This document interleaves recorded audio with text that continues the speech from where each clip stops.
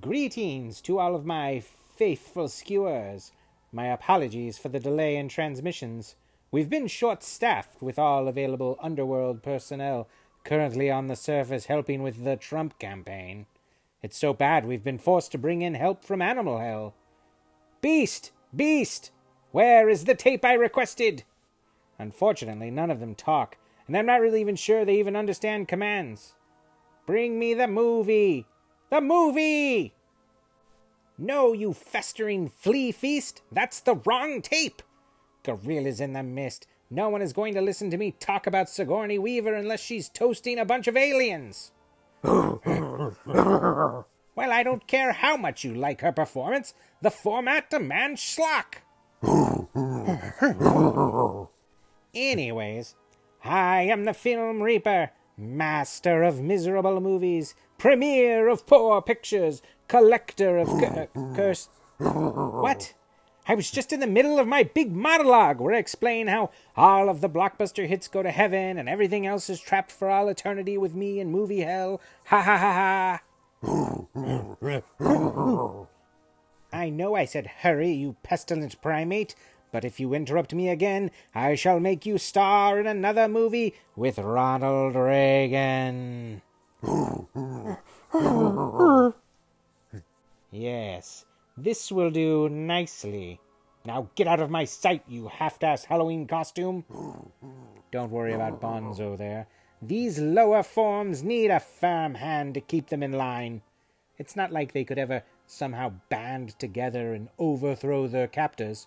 What would you even call a world ruled by apes? The city of the simians? The globe of the gorillas? The planet of the primates? That would be bananas. That brings me to today's film, Battle for the Planet of the Apes, directed by J. Lee Thompson, from a script by Paul Dean, with John and Joyce Corrington. Released in 1973, it was the fourth Planet of the Apes sequel released in as many years. The original film was a huge success that became so ingrained in the culture you'll probably know the plot and a few of the most famous lines just through societal osmosis. But just in case you haven't, Charlton Heston, the Nick Cage of his generation, crash lands on a planet ruled by apes, only to discover that, gasp, it was Earth all along. The film begat one of the first major marketing franchises years before Star Wars set the gold standard. In addition to the 4 sequels, there was a television show and a cartoon, all accompanied by trading cards, records, comics, board games, lunch boxes, and action figures. Unfortunately, all that merchandise did not translate into the production budgets of the movies, where the budget of each sequel was smaller than the one before. By the time Battle for the Planet of the Apes was released, all the budget allowed for was a few rubber masks and whatever abandoned city park in which they were allowed to film. 20 years have passed since the Ape Revolution, and now Caesar and the apes live like Swiss Family Robinson, primitive as can be. The humans are enslaved, but still more intelligent than their captors, which is a weird dynamic. In fact, the humans are attempting to teach the apes how to read and write at the behest of Caesar, played in the original series by noted vampire hunter and the only supervillain to face both Adam West and Kevin Conroy's Batman, Roddy McDowall. McDowall is the glue that holds the original Ape series together. He played Cornelius in the original and Escape, as well as Cornelius' son Caesar in Conquest and Battle, in addition to another character called Galen in the Planet of the Apes TV series. His ability to act under the ape prosthetic is unsurpassed in the franchise, with his revolutionary monologue at the finale of Conquest a real high point. For the Planet of the Apes stretches the budget even further, with a prolonged title sequence of a lone ape riding across the landscape.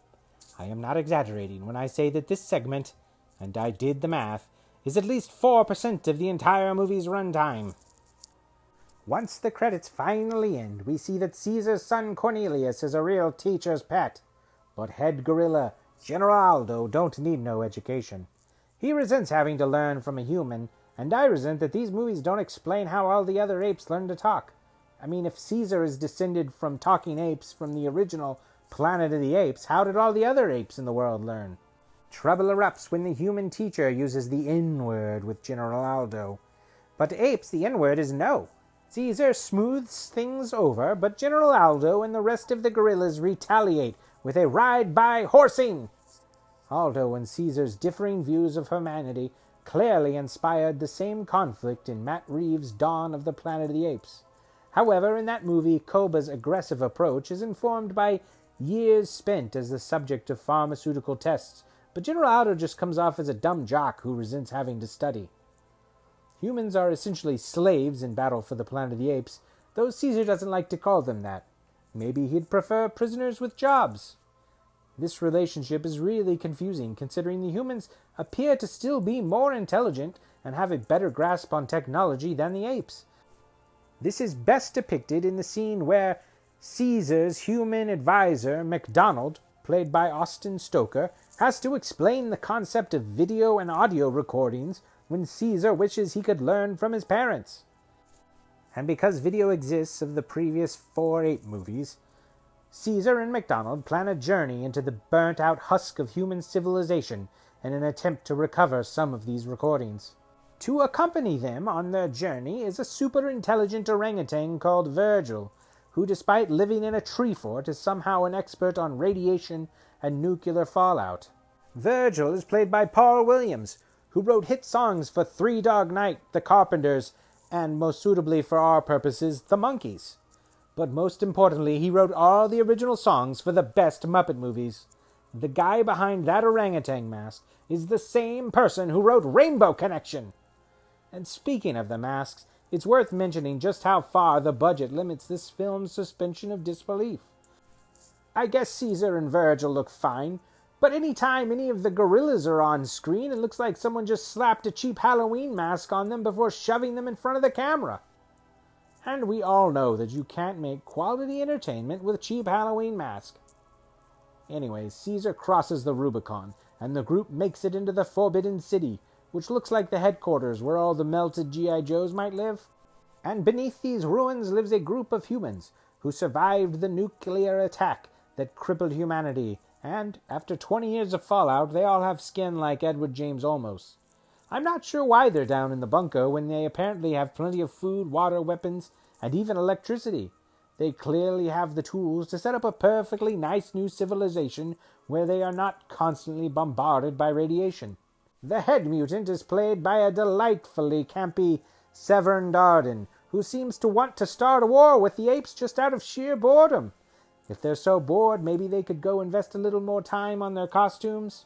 The mutants have all decided to go with apocalyptic goth chic for the season, despite yellow and blue spandex being the clear choice for mutants. Caesar finds the tapes with his parents' recordings, and learns that they escaped from a future Earth annihilated by the gorilla army.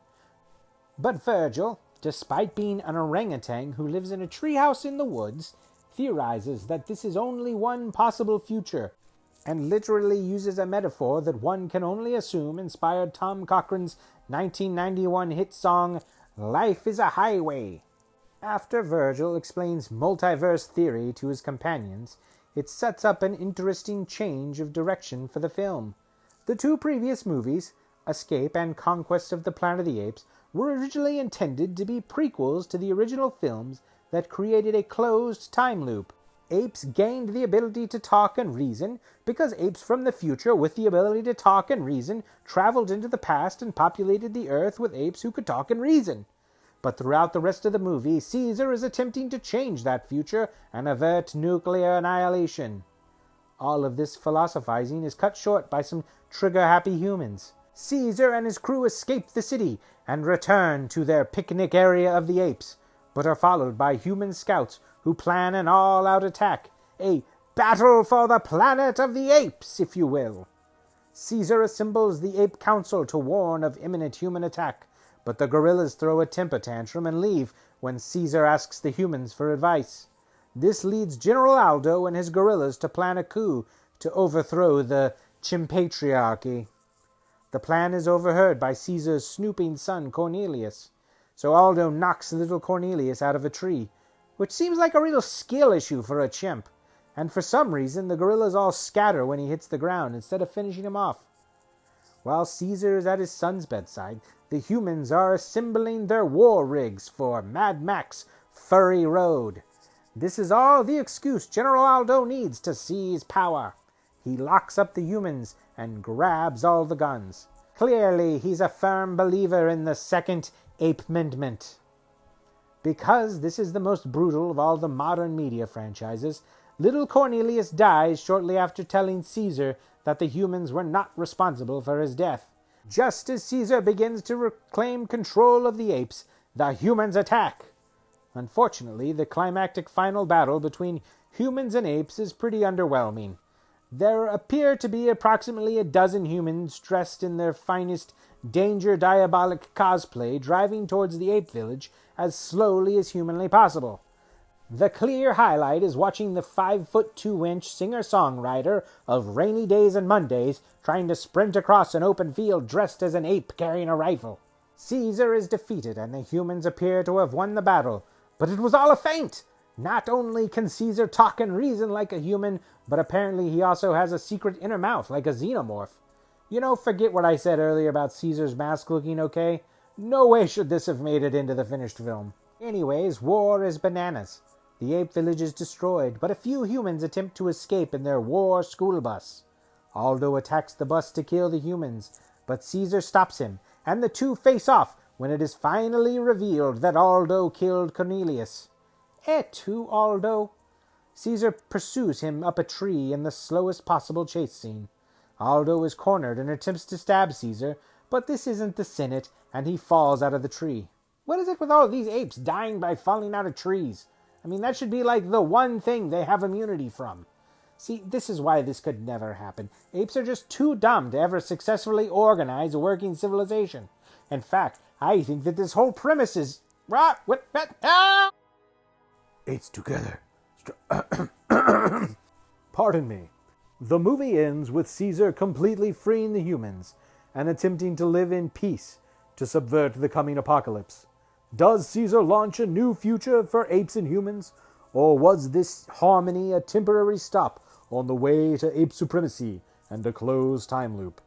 These questions remain unanswered, as Battle for the Planet of the Apes was the final Apes film released until Tim Burton's disastrous take on the material in 2001.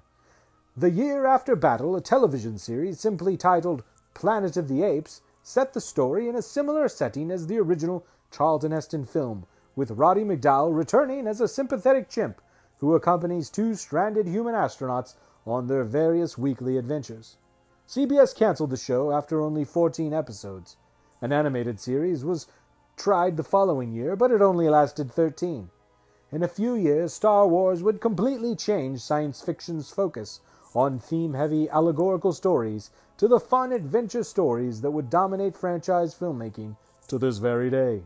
Even though much of Conquest and Battle were used as source material for the acclaimed reboot prequel series with Andy Serkis, the strong political themes were mostly abandoned, which is probably why the original 8 movies still resonate with so many people today. Thank you ever so much for joining me on Ape Hell. Tune in next week where we will be discovering the racial undertones of 1995's Congo as it compares to classic depictions like King Kong and Mighty Joe Young. I would be forever grateful if you would click both like and subscribe. And remember, apes together strong. Thank you.